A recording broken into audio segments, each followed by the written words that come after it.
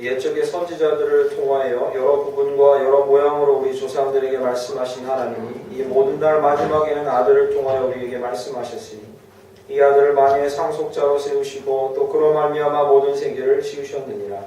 이는 하나님의 영광의 광채시요 그 본체의 형상이시라.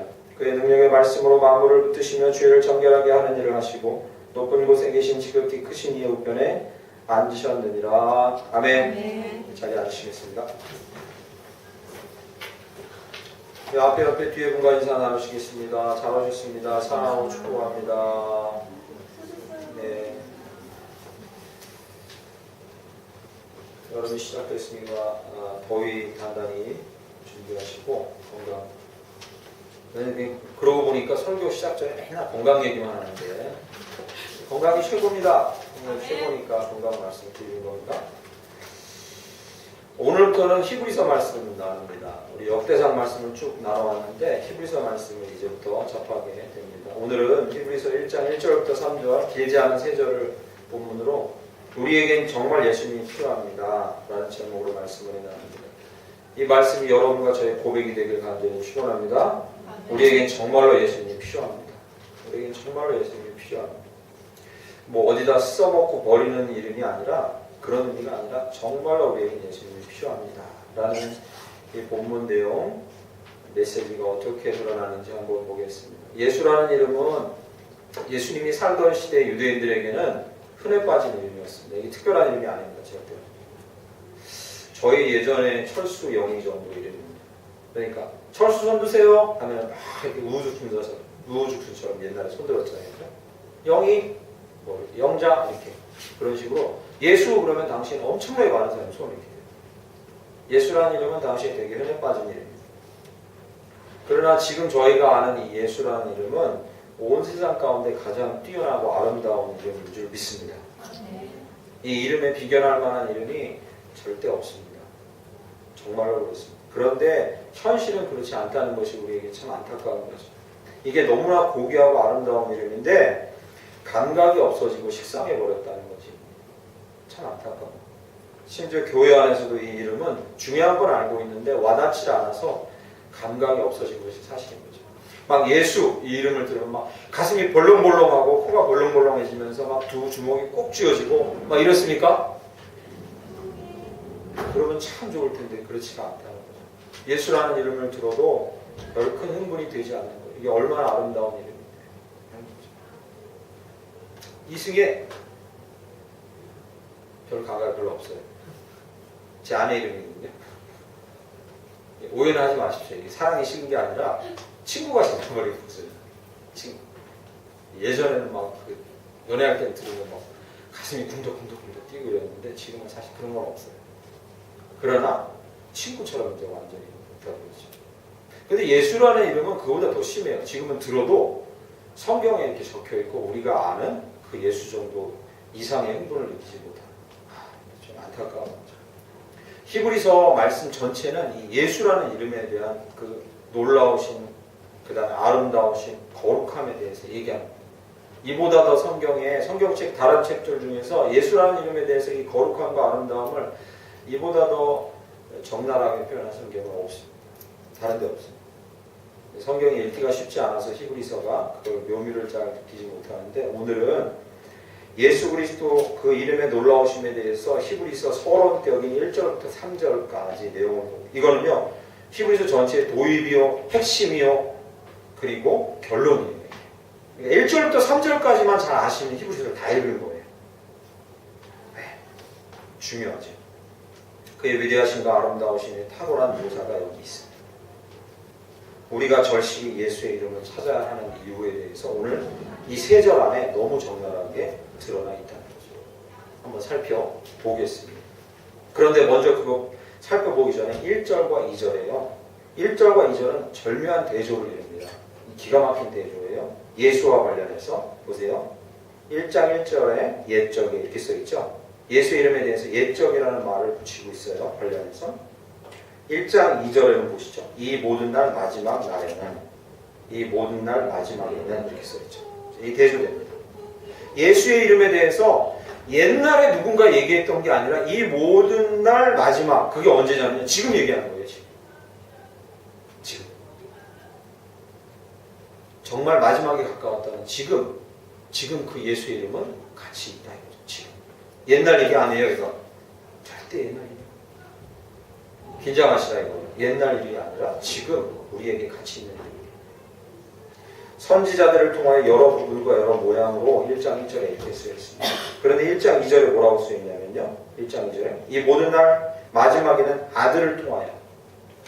옛날에는 선지자도 보내고 사도도 보내고 막 여러 사람들이 와서 왕도 있고 제사장도 있고 예수의 이름에 대해서 알리려고 했지만 이렇게 자세히 드러난 적이 없었어요. 그런데 지금은 2절에 아들을 통하여 아들에게 모두 귀결돼서 아들 그 예수라는 이름에 모두 다 농축돼가지고 우리에게 이렇게 다가온 거예요.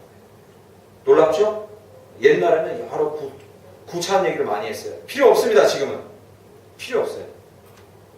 예수라는 이름으로 충분하다. 마지막으로 1장 1절에 여러 모양으로 우리 조상들에게 말씀하신 하나님이 누구에게? 우리 조상. 와, 저희 3대 손이에요. 기독교 3대 믿고 있습니다. 지금. 우리 조상들 잘 믿었지. 이게 소용없어요. 이런 거. 소용없습니다. 소용없어요. 우리 독립투사 그때 기독교 신앙 지켰던 집안이에요. 이거 소용없어요. 조상들에게 어떻게 했냐 소용없어요. 그게 우리에게 별 의미가 없어요.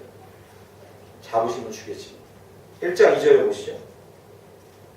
아들을 통하여 누구에게? 우리에게. 지금 나에게. 예수라는 이름은요. 지금 마지막 때라는 이때에 모든 답을 그 안에 담고서 나에게 의미 있는 이름이 하는 거죠. 할렐루야. 이 참 놀라운 대조예요. 정말 놀랍습니다.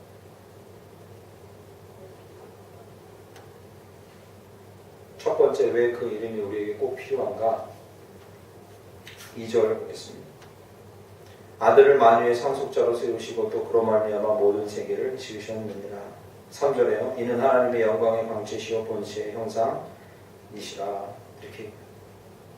왜 그분의 이름이 놀라운가? 우리에게 필요한가? 그는 만유의 상속자로 하나님으로부터 세워진 자라는 겁니다. 이 상속자라는 개념이 무엇입니까? 아들이라고 안 쓰고 왜 상속자라고 썼겠습니까? 이 아들을 만유의 상속자로 세웠다고 왜 강조하겠습니까? 상속자는 아비의 모든 것을 권한, 재산, 모든 것을 다 그대로 부여받아요. 왜 예수에게 이 말이 쓰여졌겠습니까? 아들 예수 그리스도는 만물의 창조자요 소유자이시다 강조합니다. 그냥 아들이 아니라요. 하나님의 상속자.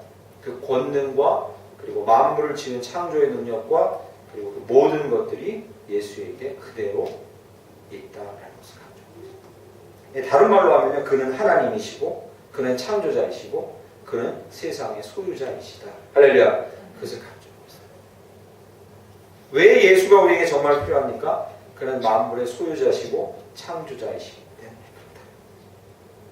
그렇다. 3절에요. 하나님의 영광의 광채시요 그 본체 형상이라. 그 하나님과 똑같은 능력과 권위로 창조자요 소유자이시다. 목사님 그러면 그게 무슨 의미가 있습니까? 라고 말씀하실지 모르겠습니다. 이것은 근원에 대한 문제입니다. 다시요. 이것은 뭐요? 근원에 대한 문제입니다. 저 중학교 들어가고 저희 때 고등학교 정도였어요. 중학교 조숙하는 아이들은 이상하면 지금은 중학생들이 벌써 이럽니다. 나는 어디에서 와서 어디로 가는가. 저희 때는 고등학교 1학년 정도 이렇게 심각한 철학적 고민을 하곤 했는데 지금은 중학생이 되면 나는 어디에서 와서 어디로 가는가. 이게 온 인류사의 철학적인 고민이었어요. 이거 한 번이라도 고민 안 해보신 분 계세요? 아무도 없어요. 그리고 심오하게 철학을 연구했다는 사람들의 가장 핵심적인 질문이 결국 이거예요. 나는 어디서 와서 또 어디로 가? 엄마 뱃속에서 왔는데요? 맞습니다. 그러나 그것은 생물학적인 대답이죠. 뭘 모르시는 거예요. 그것 이상을 아셔야 돼요. 엄마 뱃속에서 온, 뭐 다 압니다. 그렇게 생각하는 나는 육신의 한계를 넘지 못하는 거예요. 여러분은 어디서 왔습니까? 근원의 문제를 안다는 것은요, 이것이에요. 근원의 문제를 모르면 자신이 무엇을 할 수 있고 할 수 없는지를 몰라요. 잘 생각해 보세요. 자기의 근원의 문제에 대한 정답을 알지 못하면 자기가 뭘 할 수 있고 할 수 없는지를 몰라요. 또 하나는요, 뭘 해서는 되고 해서는 안 되는지 몰라요. 예를 들어 볼까요? 우리가 빅뱅 이론에 의해서 우연히 우주가 생겨나서 우연히 이 단백질 덩어리가 진화해가지고 됐다고 믿게 되면, 근원을 거기서부터 찾게 되면 그러면 어떤 결과가 나타납니까? 우리가 해서는 안 되는 일이 있고 되는 일이 무엇인지 몰라요. 그냥 우연히 생겨난 존재고 나 자신밖에 믿을 수 없으니까 우리는 뭐든지 만들어낼 수 있고 만들려고 해요. 그래서 어디까지 다가갑니까? 창조의 권위까지 도전하는 것까지 다. 해서는 안 되는 짓까지 하게 되는 거죠. 우리가 어디서 왔고 무엇을 할 수 있고 무엇을 할 수 없는지 모르니까 계몽주의 시대 이후에 사람들 이렇게 믿어요. 우리 인간 자신 나를 믿으면 무엇이든지 할 수 있다 이렇게 믿어요. 잘못된 판단이죠. 근원의 문제는 철저히 우리가 뭘 할 수 있고 할 수 없는지, 해야 되고 해서는 안 되는지에 대한 답을 줘요. 그래서 중요합니다. 우리는 예수 그리스도 그분에게서 온 줄 믿습니다. 왜 우리가 예수님이 지금 이 순간 필요하냐면 우리의 근원에 대해서 확신을 갖기 위해서예요.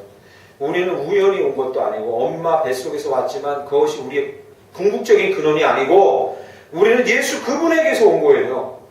그분이 만들었고 그분의 소유예요.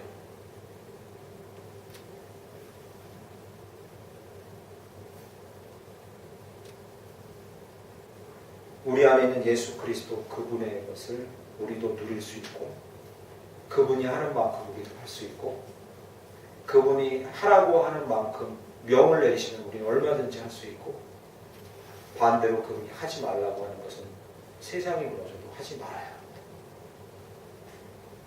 우리의 삶이 명확해지는 거예요. 근원을 알면. 근원을 알면 명확해지는 거예요.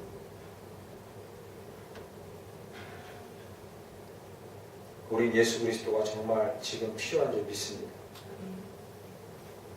그분이 우리의 소유자이시고 우리가 무엇을 할 수 있는지를 지정하시고 할 수 있게 하시고 우리가 무엇을 할 수 없는지 가르쳐 주시고 멈추게 하시는 그분이기 때문에 우리는 지금 이 순간 우리 예수 그리스도가 필요한 줄 믿습니다.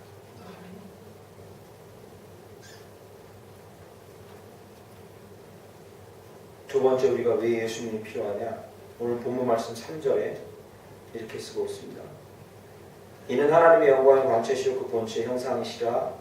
그리고요, 그의 능력의 말씀으로 만물을 붙드시며 이렇게 씁니다. 할렐루야. 그의 능력의 말씀으로 만물을 붙드시며 이렇게 씁니다. 이건 예수님께서요, 세상의 섭리자라는 뜻인데, 섭리라는 말은 우리 어린 친구들한테 어렵겠지만 다른 말로 하면 섭리라는 말에 가장 가까운 영어 표현은 매니지먼트, 경영 같은 거예요. 경영. 효율적으로 운영하는 거죠. 세상을 운영하는 거예요. 그런데 여기서요, 세상을 운영하고 경영한다는 의미자로서의 섭리자로 쓰지 않고 여기 강조하는 게, 섭리자는 섭리자인데 어디다 강조점을 뒀냐면 그의 능력의 말씀으로 만물을 어떻게 해요? 붙드신다는 쪽으로 강조했어요. 예수님을 섭리자로 표현하고 있긴 하지만 경영자적인 섭리가 아니라 뭐요? 붙들고 계십니다. 붙들고.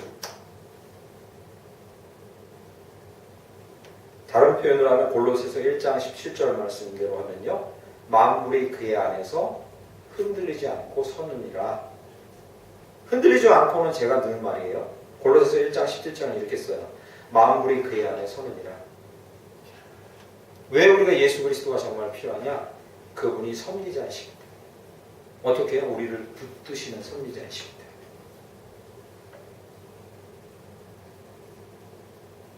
우리를 붙든다는 이 말씀의 의미는 우리에게 안정감을 준다는 의미. 현대인들이 가장 겪는 심각한 질병은 저는 두말할 나위 없이 불안에서 오는 정신적인 질병이라고 봅니다. 제 지인이 어저께 칸 영화제 황금 종려상 받은 기생충이라는 영화를 15세 관람가예요. 15세. 자녀들 데리고 와서 봤다는데 페이스북에 절대 보지 말라고 자녀들 데리고는 그런 글을 올렸어요. 일단 아이들이 이해를 잘 못하고 선정적이고 폭력적인 장면이 그대로 드러나서 아이들하고 보고 토론하려고 데리고 왔는데 보고 나서 한 몇 시간 동안 아이들이 말을 못하고 충격 때문에 예술 작품은 다릅니다. 좀 일반적인 작품은 달라요. 이게. 보시면 되게 충격적일 거예요. 충격적인. 되게 충격적인. 거기 정상인 사람이 거의 안 나오는 것 같다는 거죠. 문제. 봉준호 감독은 그것을 잘 집어내는 사람이에요. 이 사람이 철학이랑 사회학을 공부했거든요. 그런 것만 잘 집어내서 이 평범한 집안이 아니라 이상한 집안에다가 비정상적인 집안에다가 그리고 주변에 있는 사람은 다 비정상이에요.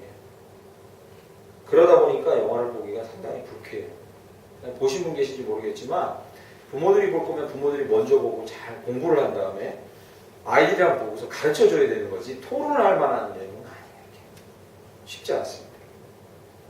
이 말씀을 왜 드리냐면 거의 질병 수준 나오는 사람들입니다. 거의 정신적인 질병 수준이에요. 정상적인 사람이 없는 것 같아요. 더 안타까운 것은 무엇입니까? 우리가 다 그래요 지금. 이게 왜 근데 지금 이렇게 심각해졌는지 아십니까? 예전에도 그랬어요. 그럼 생각해보세요. 예전에도 정신적으로 막 고통당하는 사람 너무 많았어요. 예전에는 그러나 이렇게 심각하게 부각되지 않았어요. 그리고 두려움이 크지 않았어요. 왠지 아십니까? 그때는 미디어가 발달 안 한 거예요. 자기만 그런 줄 알고 죽어요. 살다가. 자기만 그런 사람인 줄 알고 죽어야 되고. 그러나 지금은 유튜브 키거나 우리 아이들 유튜브 보면 잠깐 봐도 아이들도 그런 걸 지금 몰래 봐요. 세상에 기괴한 일들이 이런 거. 켜보세요 유튜브. 즐겁고 유쾌한 것보다요 끔찍하고 회개한 게 더 많아요. 얘기들이. 그리고 그런데 더 많이 끌리고.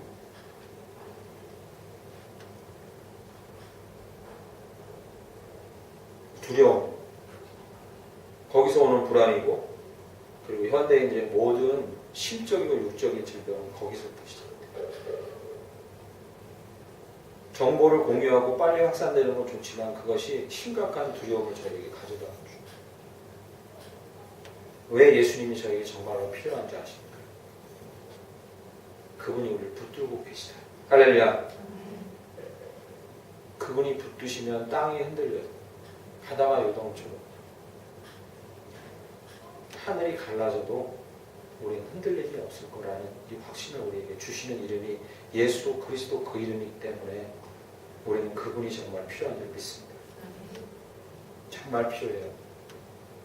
제가 우리 단기 선교 여행을 말레이시아로 가기 전에 거기 난민 학교를 저희가 방문할 건데 주요 사역이 난민 관련 책을 하나 올해 2019년 4월 달에 나온 책을 지금 올해 이번 주에 읽었어요. 제목이 난민 새아이 이야기라는 책인데 여러분 한번 시간 되시면 읽어보세요.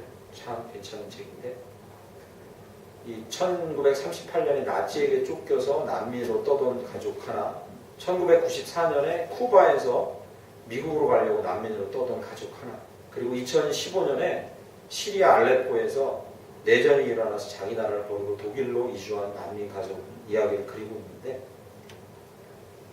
그런데 세 가족 다 끝까지 그 처참한 환경에서 살아남으려고 몸부림을 치는데 어떤 가족은 가족끼리 식탁에서 밥 먹고 있는데 폭탄이 터졌는데 보니까 자기 건물 벽이 하나 날아간 거예요. 그러니까 순식간에 앞에가 다 무너지고 그리고 와르르 건물이 무너지면서 그 사이에 몸만 빠져나와서 유랑생활을 하게 되는 가족도 있고 어떤 가족은 나치에 쫓겨가지고 그렇게 근데 그런 과정에서 이 사람들이 끝까지 살아남아요. 특징이 뭔지 아십니까? 세 가족 다. 종교가 있어요. 물론 알라를 믿어요. 네, 물론 알라를 믿어요. 물론 첫 번째 가족은 유대인들이지만 두 가족은 알라를 믿어요.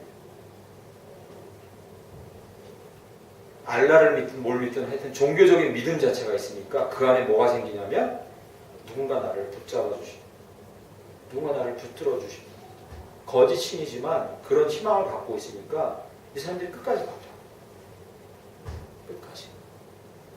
말 그대로 이게 똑같아요. 성경적인 얘기 그대로 똑같아요. 하늘이 무너지고 땅이 갈라지고 바다가 막 폭풍우가 일어도 그들은 계속 희망을 갖더라고요. 우리 신이 우리를 붙들어 줄 거예요. 하물며 이런 실체도 없는 거짓 신에 대해서 이런 믿음을 갖고 있는 자들이 있구나. 이렇게 용기를 갖는구나라는 걸 보면서 예수 그리스도 그가 우리에게 정말로 지금 이 시간 필요한 이유는 우리를 붙드시는 분 되시기 때문에 믿습니다. 거기 세 번째 가족이 저는 제일 관심이 갔고 모하무드라는 아이가 우리 저 주용이 정도 나이 아이가 이제 피난을 가는데 동생 셋 데리고 엄마 아빠랑 가요. 가는데 이미 이 둘째 동생 막내 말고 그 위에 동생은 6살 정도 됐는데 아이가 얼굴에 핏기가 없고 감정이 사라졌어요. 하도 전쟁통이 있다 보니까. 그리고 엄마도 정신이 거의 나갔고 셋째 아이를 잃어버렸어요. 난민 생활 통해. 그런데 아빠는 계속 농담을 해요. 가면서. 농담을 해요. 난민촌에 가가지고 난민촌 딱 가니까 우리가 언제 이렇게 야영생활 해보겠냐. 뭐 이런 식으로 농담을 막 해요. 이 모하무드라는 아이도 끝까지 이 마음 가운데 이 유머를 잃지 않아요. 제가 이거 보면서 이게 사람이 가능할까 싶은 생각을 했는데 그 이유는 무엇인가 곰곰이 봤지만 이유가 하나밖에 없어요. 붙드시는 분 때문에 마음의 안정감이 생기는 거예요.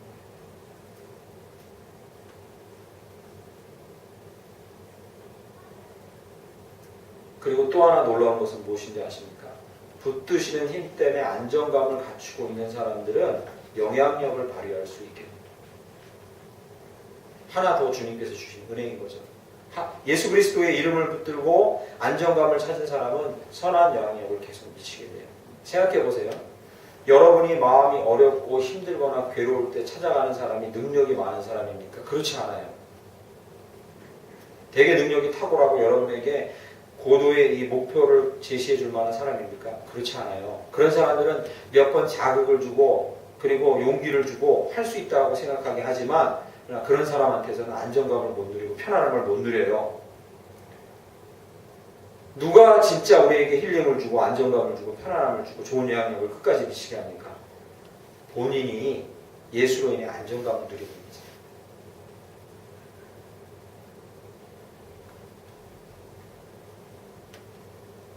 예수 그리스도 그 이름이 정말 우리에게 필요한 줄 믿습니다. 그분이 안정감을 주시기 때문에 붙드시는 안정감이 있어요. 마지막 세 번째 3절 말씀에 이렇게 얘기합니다. 이것도 참 절묘하지만 기가 막힌 표현입니다. 그의 능력의 말씀으로 만물을 붙드시며 죄를 정결하게 하는 일을 하시고 높은 곳에 계신 지극히 크신 이 우편에 앉으십니다. 이제 마지막으로 예수님이 오셔서 마지막으로 한 일이죠. 죄를 정결하게 하는 일을 하시고. 그냥 읽으시면 몰라요. 목사 같은 제가 이제 설명을 해드려야 조금 자세히 아실 수 있죠. 죄를 정결하게 하는 일, 다른 말로 바꾸면 한 단어로 무엇입니까? 구원 하신 거죠. 그런데요, 여러분, 성경 다른 부분에 기억나시는 구원에 관련된 단어 혹시 있으십니까? 얼핏 저희가 생각하면 이거 말고 다른 단어 있어요.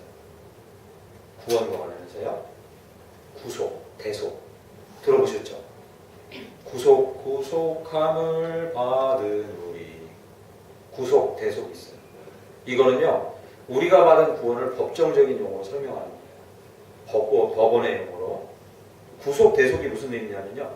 우리가 죄를 지었는데 우리 대신 그 죄를 짊어지고 우리를 감옥에서 꺼내주시는 것. 이걸 의미하는 거죠. 법정적인 의미예요. 오늘은 그 단어를 쓰고 있지 않아요. 예수님이 하신 일에 대해서 그 단어를 쓰고 있지 않아요. 구원하면 또 다른 단어가 또 기억나는 게 있습니다. 제가 말씀드린 뭐죠? 칭의. 들어보셨죠? 칭의. 이 칭의 뭐냐면 칭은요 호칭하다 칭자예요. 그렇게 부르는 거예요. 의는요 의롭다 의자예요. 그러니까 의롭다고 해주시는 거예요. 이게 구원이에요. 의롭다는 단어를 성경에서 찾으시면 발견하시면 이건 약속이라는 단어랑 딱 매치시키면 돼요. 의롭다라는 단어의 성경적인 의미는 약속을 잘 지킨다예요. 우리는 하나님과 약속을 계속 어겨왔고 우리 선조 때부터 어겼고 지금 우리도 어기고 있어요. 하나님 말씀 잘 들으면 영생, 거역하면 멸망. 그게 약속에 맺어진 건데 우리 중에 지킬 수 있는 사람 아무도 없어요. 그러니까 우리는 모두 의롭지 않은데 하나님은 우리에게 칭의, 의롭다고 불러주시는 거예요. 할렐루야. 의롭다고 해주시는 거예요. 우리는 의롭지 않은데 누구 때문에? 예수님 때문에. 예수님이 이루신 일이에요. 구원을 칭의로도 표현하고 구속, 대속으로도 표현해요. 근데 오늘은 뭐라고 표현합니까? 죄를 정결하게 해주셨다 이렇게 표현해요. 구원의 다른 말로 표현한 거죠. 죄를 정결하게 해주셨다. 왜 이 단어를 쓰셨겠습니까? 예수 그리스도의 이름이 지금 우리에게 어떻게 작용하고 우리가 왜 예수 그리스도의 이름이 필요한지에 대해서 가르쳐 주시려는 거예요. 죄를 정결하게 해주셨다는 의미가 무엇입니까? 죄를 다 없애주셨다는 게 아니에요. 오해하시면 안 돼요. 나 구원받았고 예수님이 우리의 죄를 정케해 주셨는데 나 왜 죄 짓지? 그런 의미가 아니에요. 죄를 다 없애주셨다는 게 아니에요. 잘 들으십시오. 죄와 싸울 수 있는 의지를 주시고 죄에서 이길 수 있는 능력을 주십니다. 할렐루야. 그전에는 어땠는데요? 우리 수요일날 로마서에서 나누셨죠? 그렇죠? 나눴죠? 그전에는 어땠는데요? 죄에 저항할 수 없고 죄의 노예였어요. 죄에 결코 저항할 수 없는 사람들이었어요. 그러나 이제는 어떻게 됐다고요? 죄와 싸울 수 있는 의지와 능력이 생긴 존재가 되었다.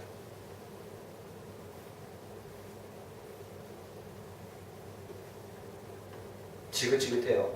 목사님 죄의 문제를 언제까지 뭐 이렇게 언급하시고 할까 하니까 지긋지긋합니다. 아닙니다. 주님 나라 갈 때까지 계속 언급되는 문제예요.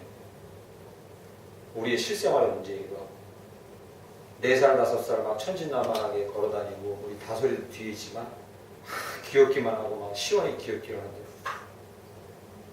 죄 때문에 어찌할 바를 모르는 중생들이에요. 본능적인 죄.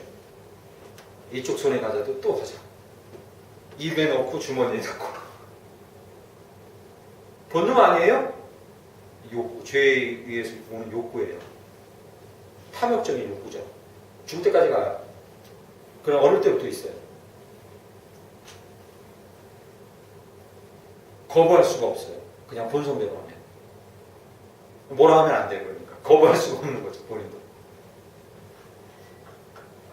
쉽지가 않아요. 청소년들이 되면요. 그 죄가 어떤 식으로 좀 교묘하게 나오냐면 노골적으로 더 가지려고 하면 욕심인 걸 드러나는 게 창피하니까 그렇게 안 하고요. 이제 비교하면서 비교 우위에서 자기를 끌어올리면서 무시하려고 해요. 또는 자기가 무시당하고 비교 우위에서 뒤떨어지면요. 참을 수 없어 하고 짜증과 분노를 내요. 물어보면 다른 이유를 내지만 속 안에 다른 이유가 아니에요. 뭐예요? 내가 저놈보다 나은데 또는 내가 저놈보다 못한데 때문에 짜증과 분노가 죄의 결과예요. 어른이 되면 그런 것도 할 수가 없어요. 이제 짜증도 막 낼 수가 없잖아요. 그럼 어떻게 되냐면요. 자기의 부족함이나 약함을 극복하지 못해서 이제 감추기 시작해요. 선한 웃음이나 그럴듯한 모습을 이제 감추기 시작해요. 안타까운 것은 예수를 알지 못하는 사람들은 그런 죄에 쩔어 살고 빠져 사는 것에 대해서 저항력이 없다는 게 문제인 거예요. 저항력이 없어요. 왜? 노예니까 저항할 수가 없어요. 오늘 본문 말씀에 예수님 죄를 정결하게 하는 일을 하십니다. 이건 죄를 없앴다는 게 아니에요. 거듭 말씀드리면 오해하지 마세요. 죄와 싸울 수 있는 능력을 주십니다. 할렐루야. 죄와 이길 수 있는 능력을 주십니다. 그래서 우리가 예수 그리스도가 필요합니다. 앞에 말한 우리 5살짜리 아이, 청소년, 이 어른들이 죄에 싸울 수 있는 능력이 없고 있는 줄도 모르고 노예 같은 삶을 살면 어떤 결과가 나타납니까? 이 대표적인 특징이 무엇입니까? 부자연스럽고 부자도예요. 이게 죄가 주는 가장 대표적인 특징이에요. 삶이 부자연스럽고 부자예요. 여러분 자신 가만히 보세요. 아이부터 어른까지 다 해당되는 거예요. 부자연스럽고 부자예요. 죄에 끌려다니면서 죄를 짓는 자기에게 실망하면 그 죄를 저지르면서 타인의 반응에 민감해지고 그 타인의 눈에 속박을 당해요. 나를 어떻게 볼까? 부자연스럽게 돼요. 부자연스럽게 돼요. 사람 자체가 부자연스럽게 돼요. 반복적인 죄를 저지르다가 처음에는 부끄럽다가 나중에 어떻게 되냐면 두 번째 케이스예요. 자기 합리화를 시켜요. 나는 이래서 이렇게 했다, 저래서 이렇게 했다, 자기 합리화를 시켜요. 그러면서 죄의 쾌락에 빠져들게 돼요. 합리화시키고 쾌락에 빠져들게 돼요. 빠져들수록 중독되고 중독되면 부자연스럽게 돼요. 삶이. 자기 뜻대로 안 돼요. 죄인지 모르고 미혹에 빠져들어요. 이건 가장 심각하죠. 그냥 바로 부자연스럽게 돼요. 누구 없는? 예수 없는 삶인 거예요. 죄와 싸울 능력이 없고 싸울 의지가 없고 의도가 없고 시도하지 않기 때문에 그런 자유를 누리지 못해요. 인생을 누리지 못해요. 저는 저를 포함해서 여기 앉아 계신 성도 여러분들이 죄를 짓는 것에 대해서 왜 지었습니까? 라고 나무라는 건 별 의미가 없다고 봐요. 그렇게 하지 마세요 라고 말하는 건 썩 큰 의미가 없어요. 이게 그렇게 한다고 될 일이 아니에요. 우리 안에 죄를 이길 수 있는 능력의 이름이 있다는 것을 우리가 알아야 됩니다. 우리로서는 힘들고 애초에 불가능한 일이에요. 점점 더 부자연스러워질 뿐이에요. 우리 안에 죄를 이길 수 있는 그 이름 예수가 있다는 것을 아는 것이 중요한 거죠. 할렐루야.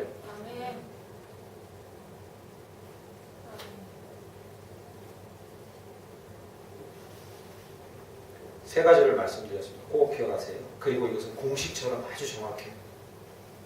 하나님 공식처럼. 첫 번째, 우리가 왜 예수 그리스도의 이름이 정말 필요하냐? 그분이 만물의 소유자이고 우리는 그분으로부터 나왔다는 근원의식이 있어야 하고, 그것은 우리에게 무엇을 주어요? 무엇을 할 수 있고 할 수 없는 걸 가르쳐줘요. 기억하세요. 제가 문자로 드릴게요.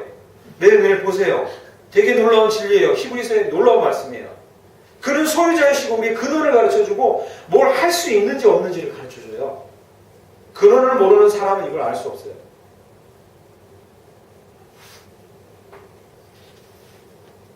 두 번째, 예수님은 만물의 선지자세요. 붙드세요.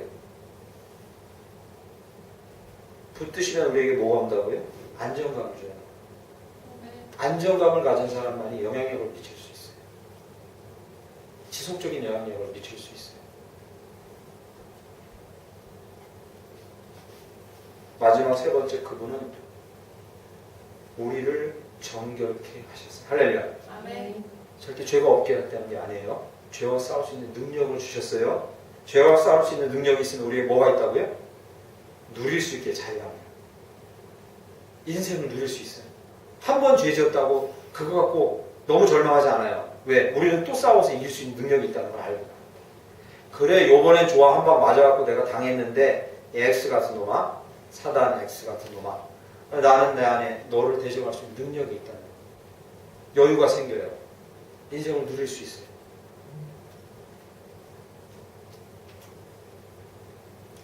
우리 인생의 역사와 인류의 역사는 딱 하나의 기준으로 양분됩니다. 복잡하지 않아요. 예수 전과 예수 후에. 복잡하지 않습니다. 그러나 그 예수 전과 후는 정말 우리가 예수를 필요로 하고 붙들고 있는가 아닌가는 인류 역사와 우리 인생을 놀랍게 변화시킵니다. 예수를 모르고 알고 있으나 붙들지 않는 자들은요, 자유함을 누리지 못하고 불안에 두려워하고, 그리고 그가 무엇을 할 수 있는지 몰라서 방황해요. 예수를 알고 그를 붙드는 자들은요, 자기가 무엇을 할 수 있는지 알아요.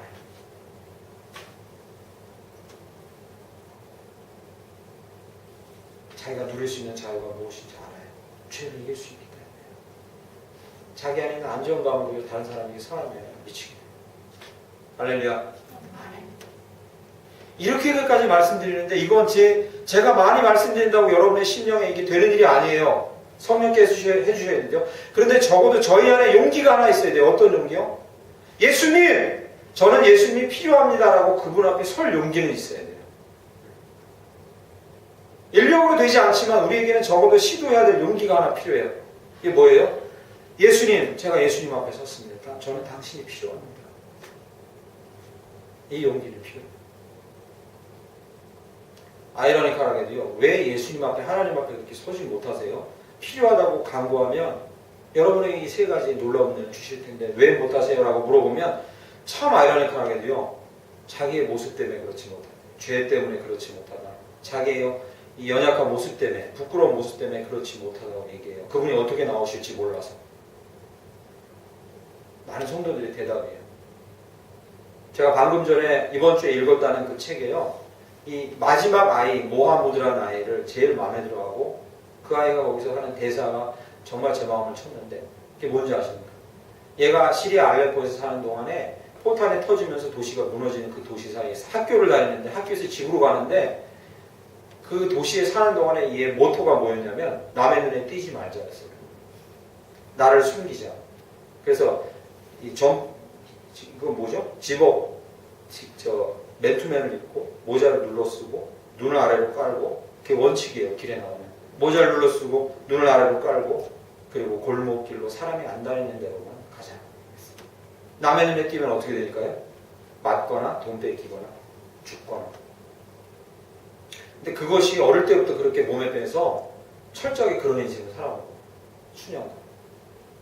그러다가 이 아이가 난민 행렬에 올라서 그리스, 헝가리 그리고 그 위쪽으로 가서 독일로 가는 길을 선택해서 가요. 죽음의 위기를 넘기면서. 근데 가면서 이 아이가 깨닫게 된 게 있어요. 서서히 가면서 깨닫게 된 게 있어요. 그래서 마지막 고백을 해요. 이게 뭔지 아십니까? 이제 눈에 띄어야겠다. 나를 이제 보여야겠다. 그런데 이 결정을 할 때 가장 두려웠던 이 마지막 결정할 때 두려웠던 게 뭐냐면 나를 내보일 때 상대방이 나에게 어떻게 할까?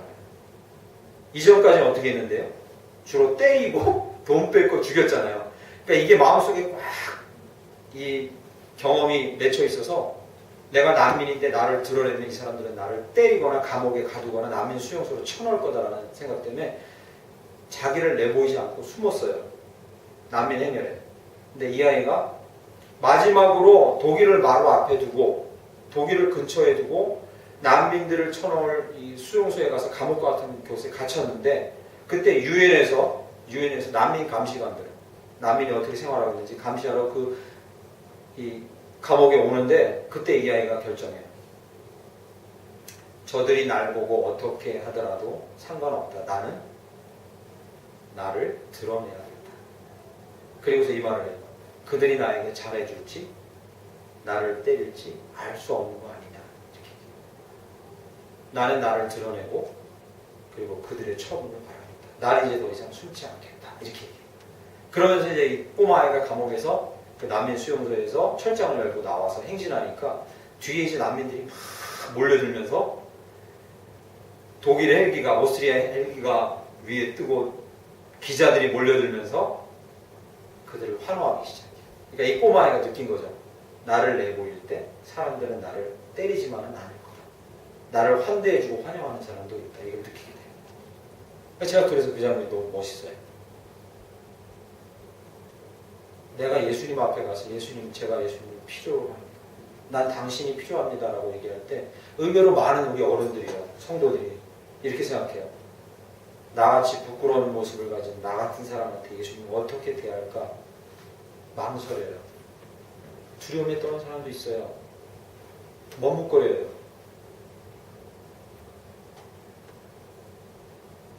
용기를 내십시오. 예수님, 저는 예수님이 정말 필요합니다라고 부르시면 그분께서 우리에게 최고의 안정감이 되어주시고 능력이 되어주시고 위로가 되어주시고 그리고 주님이 되어주실 줄 믿습니다. 우리는 예수님이 정말 필요합니다. 우리는 정말 예수님이 필요합니다. 아이들부터 어른까지 예수님이 필요합니다. 우리의 고백이고 외침이 되길 간절히 축원합니다. 우리 찬양하고 기도합니다. 하나님, 예수님, 저는 예수님이 정말 필요합니다. 이 고백의 기도를 하나님 앞에 올려드리기를 원합니다. 우리 93장 예수는